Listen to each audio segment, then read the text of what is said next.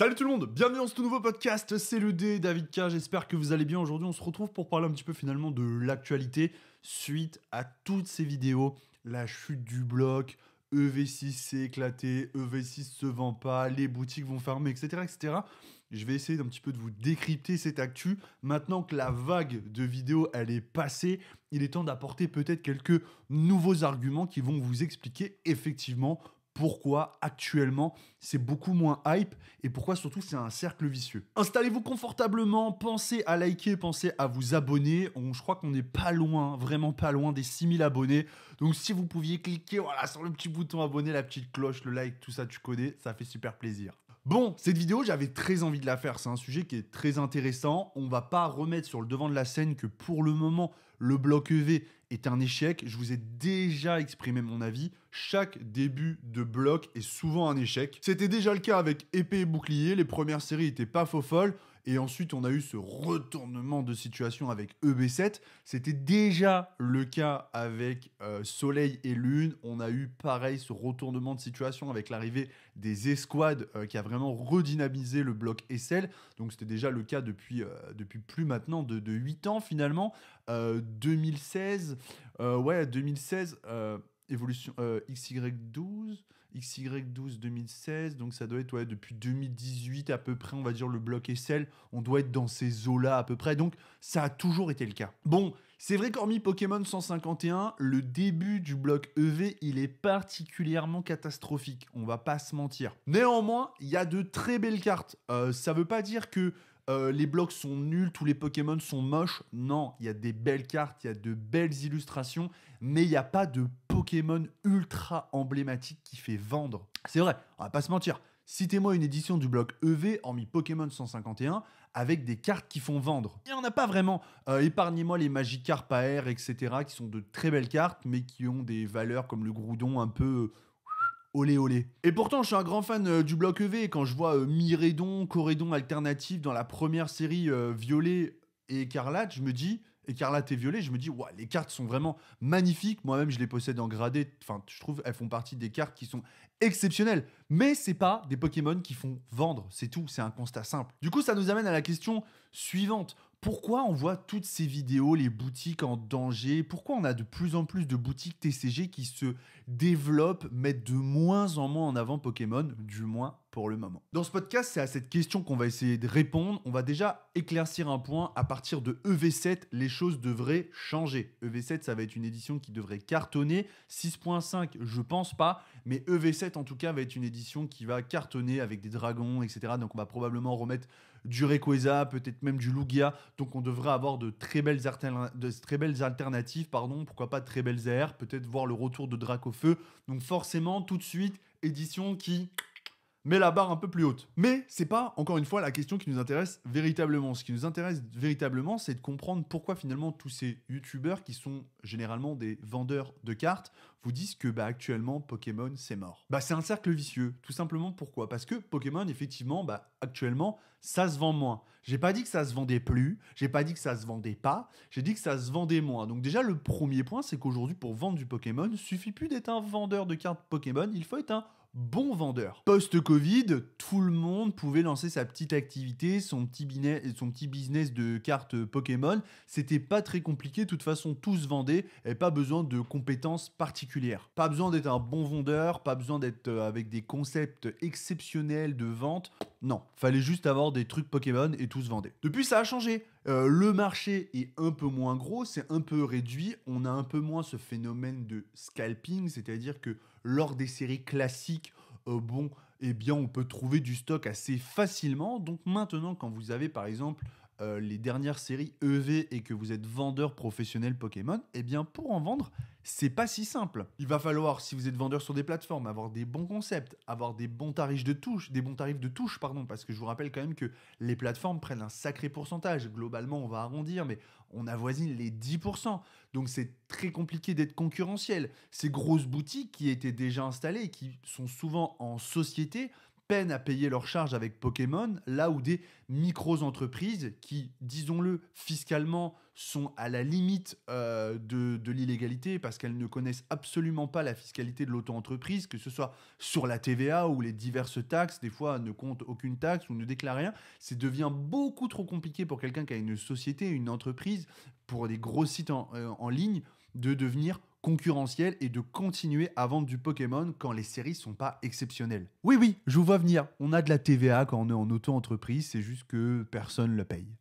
Même si c'est différent, il y a de la TVA très vite à partir d'un certain montant. Bref, ça on s'en fout, c'est des détails. Mais pour vous dire que tous ceux qui avaient construit des boutiques Pokémon, qui se sont spécialisés, qui sont devenus des grosses boutiques, eh bien aujourd'hui peinent à tirer un chiffre sur Pokémon, tant c'est difficile d'être concurrentiel, mais surtout le fait que les marges sur Pokémon sont très faibles. Et oui, les marges sur Pokémon sont très faibles depuis toujours, même si vous êtes chez Asmodée, là où vous avez les meilleures marges Pokémon, ça reste quand même globalement compliqué de se tirer un salaire décent, de faire tourner une société, parfois même de payer du personnel avec des séries comme le bloc EV. Du coup, qu'est-ce qui s'est passé dernièrement? Eh bien, on a vu une explosion du multi-TCG. Je pense à Star Wars, je pense à Lorcana, je pense même à Rise TCG, qui est un TCG indépendant, mais qui reste un TCG à part entière, et même Naruto Kaiju. Je pense à toutes ces licences qui ont explosé. Et si vous me demandez quel est le point commun de ces licences, eh bien c'est tout simplement un prix fournisseur beaucoup plus bas, ou du moins une marge pour le revendeur beaucoup plus élevée. Et là se crée le cercle vertueux pour les multi-TCG, là où le cercle vicieux pour Pokémon s'enchaîne. Je m'explique, c'est assez simple. Je vais prendre mon cas, comme ça on ne me dira pas que je tire à balles réelles sur je ne sais qui ou je ne sais quoi.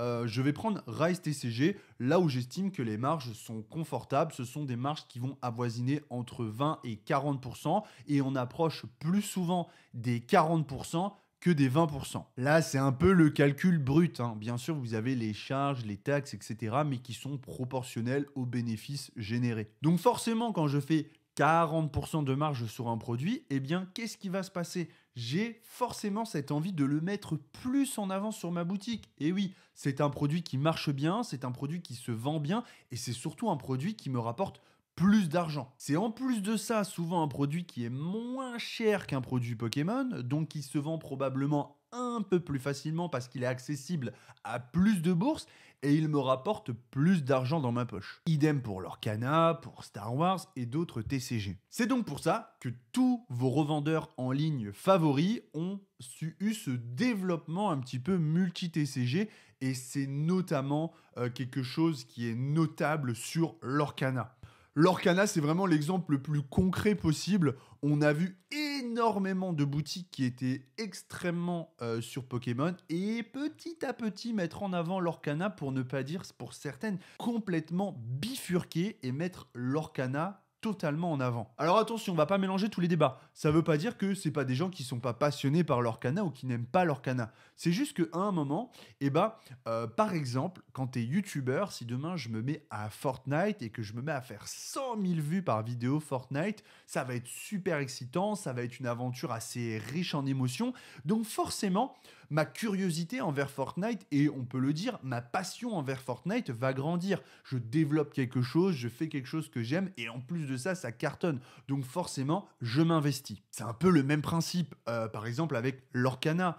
Si vous voyez que sur votre boutique, votre communauté elle est réceptive, vous tirez des marges plus généreuses, vous pouvez réinjecter plus d'argent, avoir de plus gros stocks, développer quelque chose de plus positif, eh bien forcément, vous avez le mindset qui va avec, l'état d'esprit qui va avec, et vous allez vous engouffrer dedans. Là aussi, vous êtes sur Pokémon, que vous peinez à vendre quelques displays, malheureusement, devant la concurrence qui est énorme, eh bien, vous vous couchez le soir, vous avez un peu mal au crâne en vous disant « Putain, aujourd'hui, ça n'a pas fonctionné », vous êtes dans un mauvais mood, et un vendeur Pokémon, un influenceur Pokémon reste un être humain avant tout, et il a besoin de se sentir bien, de se rassurer, de se sentir en sécurité. Moi, j'ai trouvé ce sentiment de sécurité, et je l'ai toujours dit, auprès de Rise, des marges qui vont être plus ou moins confortables, qui me permettent de rentrer plus de fonds, de me sentir un peu plus en sécurité, même si, je vais pas vous mentir, c'est quand même très compliqué de gérer une société, je suis souvent à flux tendu, tu vois, je me tire mon salaire et on va dire qu'à la fin,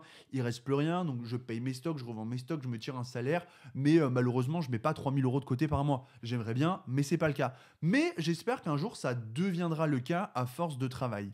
On est dans cette dynamique où certains TCG, certains éditeurs, qui soient indépendants ou des multinationales comme Ravensburger, ont compris que pour avoir une visibilité, une pub aussi de la part de tous ces revendeurs, de toutes ces boutiques, eh bien, il fallait des marges confortables. Et le cercle vicieux, il est donc qu'à partir du moment où moi, par exemple, David, je parle beaucoup de Rise, ou par exemple, je vais citer, je sais pas, Card City, Card Enter, toutes les boutiques que vous pouvez connaître, Pokéstation, Pokéstation ne fait que du Pokémon, mais vont mettre en avant d'autres TCG tout simplement parce qu'ils vont avoir des volumes de vente sur ces TCG qui sont aujourd'hui plus intéressants que Pokémon, des marges qui sont plus intéressantes que sur Pokémon. Ça ne veut pas dire qu'ils sont moins passionnés que Pokémon, ça veut dire qu'ils attendent quelque chose de nouveau, une réponse peut-être de la part de Pokémon Company, une accessibilité aux produits plus simple, notamment quand vous avez des sorties un peu plus populaires et que vous voyez avec des stocks diminués qui fondent, là où sur d'autres TCG, c'est quand même globalement moins le cas. Je dis pas que c'est pas le cas, mais c'est moins le cas. On a des gros TCG qui arrivent comme Altered avec des, je pense, des marges qui vont quand même être assez intéressantes. Encore une fois, ça c'est à vérifier car je n'ai pas les tarifs d'Alterne, mais j'ai vu certains en afficher sur leur site. Bref, on voit que finalement, les professionnels sur leur site professionnel ne mettent plus Pokémon en avant comme ils ont pu le faire à un moment. Je vais pas m'étendre beaucoup plus sur ce podcast. Le but était d'apporter de la clarté à ce sujet et d'essayer de faire comprendre à la communauté pourquoi on a ce cercle vicieux, pourquoi finalement on entend peut-être parler un peu moins de Pokémon, pourquoi les vendeurs parlent plus de multi-TCG que de Pokémon, est-ce qu'ils sont moins passionnés ou non? Voilà, on essaie d'avoir un état d'esprit ouvert, d'avoir l'esprit ouvert de comprendre certaines choses. Très clairement, si demain, moi, je faisais que du Pokémon sur mon site internet, bon, bah, je pourrais plier boutique. Merci, au revoir. Il n'y a plus de boutique David. C'est fini. Je ne générerai pas assez de fonds. Et je pense que globalement, c'est le cas pour la majorité des boutiques professionnelles avec des statuts professionnels. Je vous remercie à tous pour votre attention. J'espère que le sujet vous aura autant plu que moi, autant passionné que moi. Je vous attends dans l'espace des commentaires. Et petit aparté, je le fais maintenant. J'ai reçu beaucoup de messages concernant Gelo Store et la situation de Gelo Store. Je ne vais pas m'exprimer dessus. Gelo Store est une boutique qui fait partie du paysage Pokémon depuis très longtemps. On m'a envoyé des papiers juridiques, etc. Je n'ai pas les connaissances suffisantes pour vous interpréter ces documents et essayer de vous faire quelque chose qui soit clair. Je ne veux pas m'embarquer là-dedans, je n'ai pas tout compris. Je pense clairement qu'il faudrait un juriste. Ce que je sais, c'est qu'ils ne sont pas en très bonne position. Et je souhaite à tout le monde qui a mis de l'argent de récupérer son argent. Et je souhaite à Gelo Store aussi de s'en sortir. Aussi loin que je me souvienne, ils ont toujours pratiqué des tarifs qui étaient super corrects et tout. Ils ont eu beaucoup voilà, de bonnes pubs à un moment. Donc voilà, je souhaite à tout le monde de récupérer son argent et de s'en sortir. De mon côté, je ne m'exprimerai pas sur ce sujet parce que je n'ai pas les connaissances nécessaires. Et je préfère dire je ne sais pas plutôt que de me lancer dans une grande vidéo qui pourrait potentiellement être l'une des meilleures vidéos de la chaîne en termes de vues, mais sur lequel je ne dis pas grand-chose ou alors où je vous raconte un ramassis de conneries. Voilà, peut-être avec un intervenant, qui sait. Je vous dis à tous à très bientôt. C'était le D, David K, pour un nouveau podcast et je vous dis à très bientôt. C'est pour les passionnés, pour les collectionneurs.